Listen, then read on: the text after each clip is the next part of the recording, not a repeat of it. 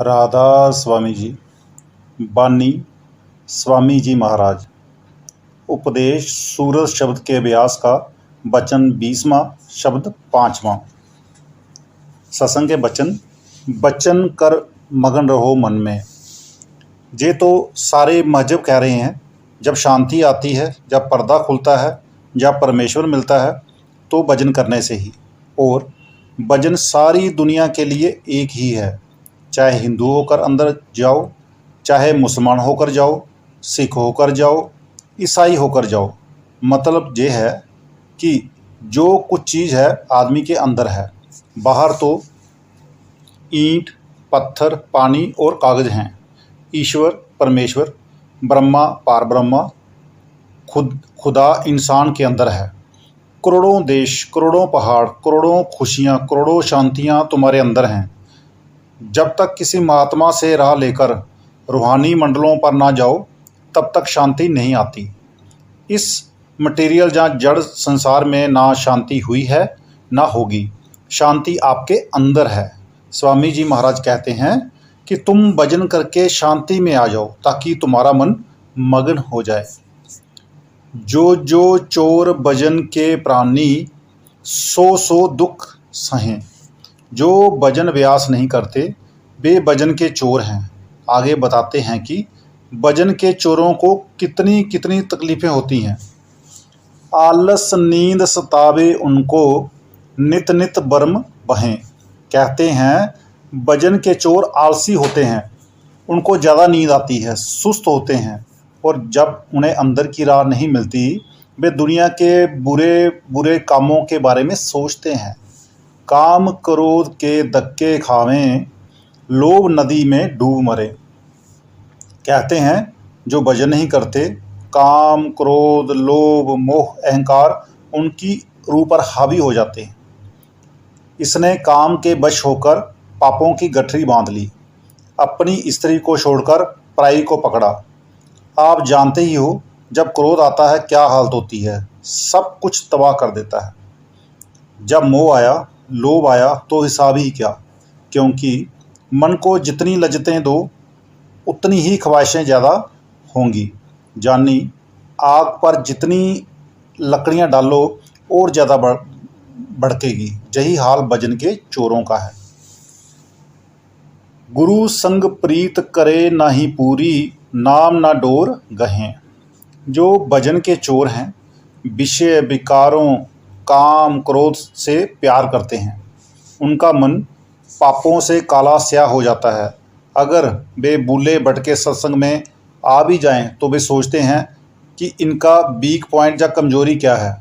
कबीर साहब कहते हैं, कबीर पापी भक्ति ना बावई, हर पूजा ना सुहाए, माखी चंदन पर हरे जह बिगन तह जाए। जो पापी है उन्हें परमात्मा का प्यार अच्छा नहीं लगता। जिस तरह मक्खी कस्तूरी चंदन पर नहीं बैठती और मैल पर सारा दिन बिन बिन करती रहती है, इसी तरह उन्हें सारा दिन झगड़ों में बेशक लगाए रखो, उनके नसीब में गुरु की प्रीत है ही नहीं। जैसे भूत मांत्रिकों जहाँ भूतों के आमिल के पास नहीं आते, वे जानते हैं कि अगर आए ये जला यानी कि मार देगा। इसी तरह मनमुख संतों के पास नहीं आते, ना उन्हें नाम की खबर होती है और ना ही भजन की। तृष्णा अग्नि जले निस्बासर, नरकन माही पड़े। जानी उनका मन चोरी, ठगी, दुराचार और दूसरे बुरे कामों में जाता है। पापों का ढेर इकट्ठा करते हैं। आदमी की विषय विकारों की खुशियाँ कभी पूरी नहीं होती। आखिर जमदूत आए और पकड़कर धर्मराज के पास ले गए। उसने नरकों में डाल दिया। संतन साथ विरोध बढ़ावे, उल्टी बात कहें।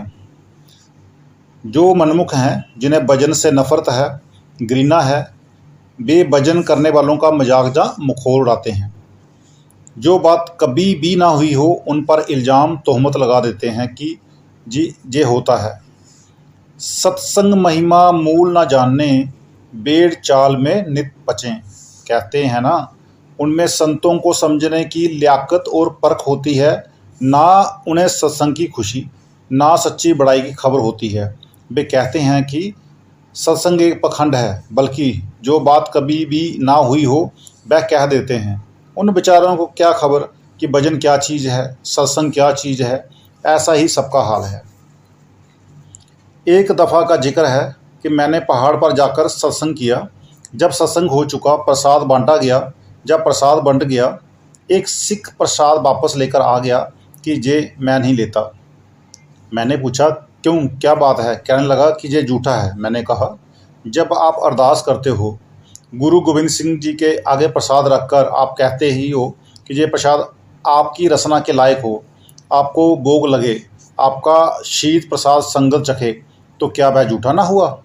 जब आपने खिलाया तो झूठा हो गया। इसके उल्टा मैंने कहा कि जब हम प्रसाद बांटते हैं तो हम कहते हैं कि तेरी संगत तेरे निमित्त लाई है भाई, अगर झूठा है तो फेंक दे। सो इन लोगों का कसूर नहीं। जो कुछ निंदा करने वालों ने बरगलाया, बुरा विचार दिया, वही उन्हें कहना है। मैं पहाड़ पर गया, वहाँ भजन बंदगी को कोई नहीं जानता था। अब जिनके पास भजन सिमरन नहीं, वे बेचारे कुछ तो करें। धन और मान भोग रस चाहें, रोग शोक में आन फंसें। जो मनमुख हैं वे दौलत चाहते हैं, विषय बकारों की लज्जतें लेते हैं। जब उन्हें लज्जतें कड़वी लगने लगती हैं, बीमारियां घेर लेती हैं, क्योंकि जितनी ऐशी भोग उतनी बीमारी होती है, रोग उतने ही होते हैं जितनी ऐशी की जाती है। गुरु नानक साहब जी कहते हैं, बहु साधो दुख प्राप्त होवे, भोगों रोग सो अंत भिगोवे। हर खहो सोग ना मिटी, कबू बिन बाने बरमाईदा। जितने स्वाद उतने दुख, जितने भोग उतनी बीमारियां, जितनी ऐशो इशरत महफिलें उतनी चिंता। जितनी बीमारियां होती हैं भजन ना करने से ही। जो भजन करते हैं उनके दिलों में भक्ति, प्रेम और दीनता होती है। बागहीन मतहीन प्राणी, नर देही बर्बाद करें। कहते हैं, मनमुख खोटे बागे वाले हैं। ये मनुष्य जन्म परमात्मा के भजन के लिए मिला है। जब भी मुक्ति मिलती है मनुष्य जन्म में ही मिलती है। करोड़ों उपाय कर लो, मुक्ति नहीं होती। सबसे उत्तम जन्म मनुष्य का है। अगर ये छिन गया तो फिर मुक्ति प्राप्त करने के लिए और कोई जन्म नहीं। गुरु अर्जन देव जी कहते हैं, गुरु मंत्र हीन से जो प्राणी दृगंत जन्म भ्रष्ट नहीं। कुकर सूकर गर्द बब, काकर सर्पनह तुल खल है। मनुष्य जन्म पाकर जिसे गुरु नहीं मिला, सत्संग नहीं मिला, उसका जन्म भ्रष्ट है। वह कैसा है? कुत्ते जैसा, सूअर जैसा, गधे जैसा, कौवे जैसा। मनुष्य जन्म पाकर भजन नहीं किया तो कुत्ते सूअर जैसा ही है ना। ऐसी दशा मही नित बरतें, हम क्यों कर समझाएं सकें। साध गुरु का कहे न माने, मनमत अपनी ठान ठने। ना वे संतों के पास आते हैं, ना उन्हें किसी गुरु की जरूरत है, मनमत में पड़े हुए हैं। ये जग मिठा अगला किन टिठा। वह कहते हैं कि अगली दुनिया किसने देखी है। मन के कहे लगकर शुतुर बेमुहार जानी बेकाबू हो गए हैं।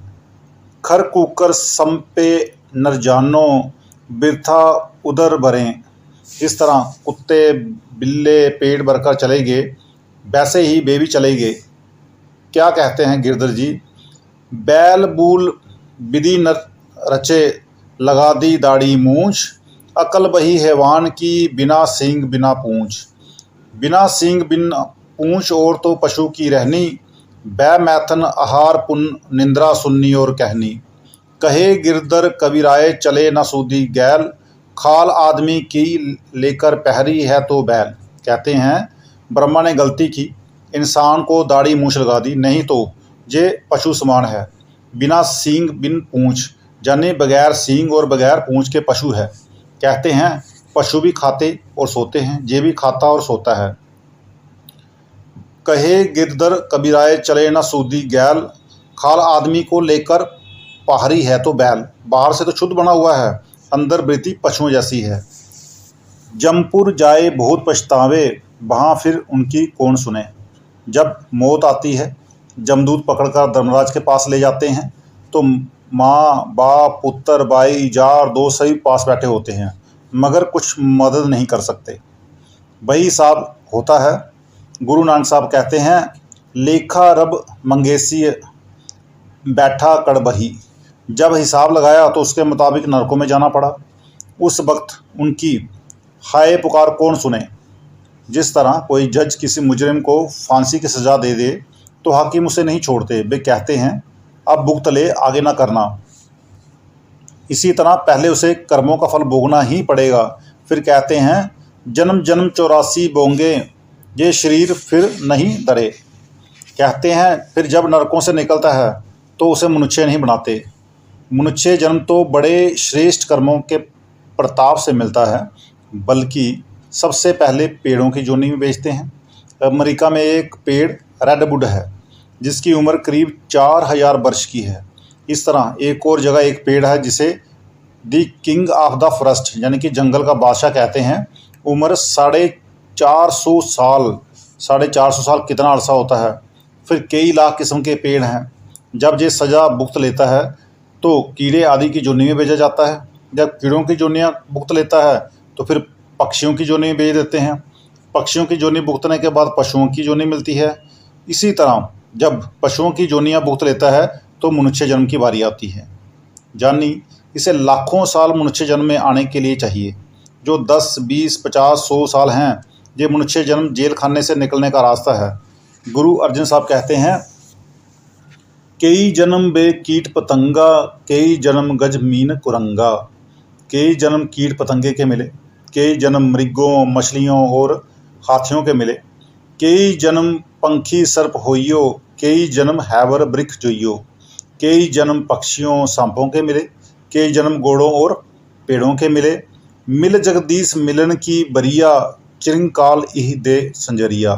बहुत अरसे के बाद ये मनुष्य का जन्म मिला। अब जन्म मरण ख़त्म करके इस जेल खाने से पार हो जाने का मौका है, लेकिन हमारे कानों पर जूं तक नहीं रेंगती। हम कहते हैं हमसे कोई पूछेगा ही नहीं, हमें कोई हिसाब ही नहीं देना। दुर्लभ देह मिली जे ओसर, ऐसी कर जो बात बने। सतगुरु शरण पकड़ ले अब की, तो सब काज सरें। कहते हैं जा किसी ऐसे महात्मा के पास जो अंदर जाता हो, भजन सिमरन करता हो, उसकी पनाह ले ताकि वह सीधा रास्ता बताए, तेरा जन्म मरण खत्म हो जाए। हित का वचन दया कर बोले, तू कहीं कान सुने। संत महात्मा सारी दुनिया को प्यार करते हैं। वे किसी मजहब के कैदी नहीं होते। उनकी मंशा ये होती है कि ये जन्म मरण से छूट जाए, मालिक से मिल जाए, काल के जाल से आज़ाद हो जाए। वे प्यार करते हैं फिर भी हम नहीं सुनते। वे इंसानों से नहीं बल्कि पशु पक्षियों के साथ भी प्यार करते हैं। संतों का बिरद है कि जिस जानवर पर सवार हो जाएं उसे मनुष्य जन्म दे सकते हैं, जिस पेड़ का फल खा लें उसे मनुष्य जन्म दे सकते हैं, जो कीड़ा संतों के पैरों के नीचे आकर मर जाए उसे मनुष्य जन्म दे सकते हैं। सत्संग के बराबर कोई दात नहीं, सत्संग के बराबर कोई तीर्थ नहीं। अंधा बहरा फिरे जगत में, कुल कुटुंब तेरी हानि करे। जिन्हें नाम नहीं मिला, अंदरूनी आँख नहीं खुली, अंदरूनी कान नहीं खुले, वे अंधे हैं। ईश्वर परमेश्वर ब्रह्मा परब्रह्मा इसके अंदर हैं, लेकिन इसने आंखें नहीं खोली। बाहर की आंखें बजाते खुद जानी, स्वयं रोशन नहीं जहाँ सूरज के आश्रय देखती हैं, जहाँ चंद्रमा के, जहाँ बिजली, जहाँ सितारों के, जहाँ लैंप के। जब तक वह आंखें ना मिलें इसे पता नहीं लगता। इसके अंदर वह मीठी से मीठी प्यारी सी प्यारी धुन है, उसे नहीं सुनता। सारा वक्त विषय बेकारों में गवा दिया।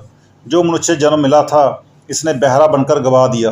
कहते हैं धर्मराज के जमदूत तो मरने के वक्त आते हैं, जो बेटे बेटियां हैं जो जिंदा जमदूत हैं इसे कुएं में धकेले जा रहे हैं। कर सत्संग मान जे कहना, कान आँख फिर दऊ खुले। इसलिए संत होका देते हैं कि हे पुरुष, तू हमारा कहना मानकर सत्संग कर। तेरे अंदर खंड ब्राह्मण हैं, लेकिन कब मिलेंगे? जब प्रेम होगा, शोक होगा, जब तू सत्संग करेगा, मेहनत करेगा, किसी महात्मा से रास्ता लेगा, अंदर वाला पर्दा खुल जाएगा, आनंद हो जाएगा। देखे गट में जोत उजाला, सुने गगन में अजब दुने। जब तू आँखों से ऊपर चढ़े, करोड़ों खंड ब्राह्मण, करोड़ों दरिया पहाड़ तेरे अंदर हैं। इसके अंदर मीठी से मीठी सुरीली रागनियाँ हो रही हैं। अगर उन्हें सुने तो मन काबू में आ जाता है। सबके अंदर आरती हो रही है, कभी बंद नहीं होती। तुम सो जाओ, मैं तो नहीं सोती। स्वामी जी महाराज फरमाते हैं, नगमहा नेक सुनी दम बा निदाहा बाफिर, काबा बुत खाना बनिजदम शुदा हर दो काफिर। मैं जिस वक्त अंदर आवाज़ को सुनता हूँ मुझे काबा और बुत खाना दोनों भूल जाते हैं। वह ऐसी सुरीली रागिनी है। सुन जाए त्रिवेणी नहावे, हीरे मोती लाल चुने। जिस तीर्थ पर मुक्ति मिलती है, जिस तीर्थ पर जन्म जन्म के पाप उतर जाते हैं, जिसे अमृतसर या मानसरोवर कहते हैं, जिसे त्रिवेणी या प्रयाग कहते हैं, वह अंदर है। वह इलाहाबाद की त्रिवेणी नहीं, वहाँ तीनों शरीर स्थूल सूक्ष्म कारण, तीनों गुण मन माया, 25 प्रकृतियाँ, सारे गिलाफ उतार कर रूह जानी आत्मा नंगी हो जाती है। वहाँ इसकी अपनी रोशनी 12 सूरज की है। तब वह कहती है कि मैं आता हूँ। गुरु नानक साहब जी कहते हैं, साचा अमृतसर काया माही, गुरुमुख मंजन करे तिथाही। हे पुरुष, सच्चा अमृतसर तेरे अंदर है। कबीर साहब भी होका देते हैं कि सच्चा अमृतसर तेरे अंदर है, मगर हम संतों की बात ही नहीं सुनते। अगर सुनते हैं तो विचार नहीं करते। महासुन में सूरज चढ़ावे, तब सतगुरु तेरे संग चले। जब रूह ब्रह्मा पार ब्रह्मा से होकर महासुन में जाती है तो वहाँ इसकी 12 सूरज की रोशनी काम नहीं देती। वहाँ सतगुरु की रोशनी के साथ जाना है। बवन गुफा की बंसी बाजे, महाकाल भी शीश दुने। जब बवन गुफा यानी सौ के देश में पहुँचता है, वहाँ जो नाम की धुन उठ रही है, जब इसके कानों में पड़ती है तो काल का जाल टूट जाता है। ओम तक की सृष्टि प्रलय और सोम तक की महाप्रलय में ढह जाती है। जब सौ से भी ऊपर चला गया तो काल कहता है कि अब ये मेरे जाल से निकल गया। अब चढ़ गई पुरुष दरबारा, वहाँ जाए दुन बीन गुने। अब रूह सचखंड में चढ़ गई, जो लाफानी है, जहाँ ना प्रलय जाती है ना महाप्रलय आती है। वह सचखंड है, सतनाम है। कहते हैं वहाँ जो शब्द, जो कलामे इलाही है, जो सारे खंडों ब्राह्मणों की जानों की जान है, वह वहाँ बीन की धुन के रूप में हो रहा है। नामदेव जी कहते हैं, अखंड मंडल निरंकार में अनहद बैन बजावो, बैरागी रामह गवाओ। गुरु अर्जन देव जी कहते हैं, रहंत जन्म हर दर्श लीना, बांजत नानक शब्द बीना। गुरु साहब कहते हैं कि हमने वह बीन की धुन सुनी। जितने महात्मा अंदर जाते हैं वह बीन की धुन का इशारा देते हैं। उस धुन को नाम कहते हैं, लफ्जों को नाम नहीं कहते। देह स्वरूप सतगुरु का ये काम है कि जीवों को नाम देकर सतनाम की गोद में डाल देना। सतगुरु का असली स्वरूप शब्द है। जितने महात्मा आए उनका उपदेश 5 शब्द का है। जब ये सतनाम के पास जाता है वह अपनी ताकत देकर सतपुरुष के पास भेज देता है। ले दूरबीन चली आगे को, अलख अगम का भेद बने, जहाँ से आगे चली उमंग से, तब राधा स्वामी चरण मिलें। अलख और अगम पार करके जो आखिरी मुकाम है, तुलसी साहब उसे स्वामी स्वामी कहते हैं। गुरु नानक साहब उसे स्वामी अकाह और निराला कहते हैं। उसके कई नाम हैं। स्वामी जी ने उसे राधा स्वामी कहा है, जानी ये कतरा समुद्र में जाकर समुद्र हो जाता है। नाम की कमाई करके उसमें लीन हो जाओ। जो हमारे वेद शास्त्र हैं इनमें नाम की महिमा, नाम नहीं, ये किताबें देती कुछ नहीं, आखिर यही कहती हैं कि कमाई करो, चलो अंदर। मिला आधार पारगर पाया, लीला वहाँ की कहे ना बने। कहते हैं जब रूह रूपी कतरा मालक रूपी समुद्र में लीन होता है, वहाँ चुप है, वह अकथ है। वहाँ की कैफियत यानी कि हालात, वहाँ की लीला कोई नहीं कह सकता कि वह क्या है। अब ये संतों का रास्ता है। जितने कामिल फ़कीर पूरे महात्मा हुए हैं इसी रास्ते से गए हैं। दादू जी, पलटू जी, स्वामी जी, मदन दास जी, सबका रास्ता एक ही है। राधा स्वामी।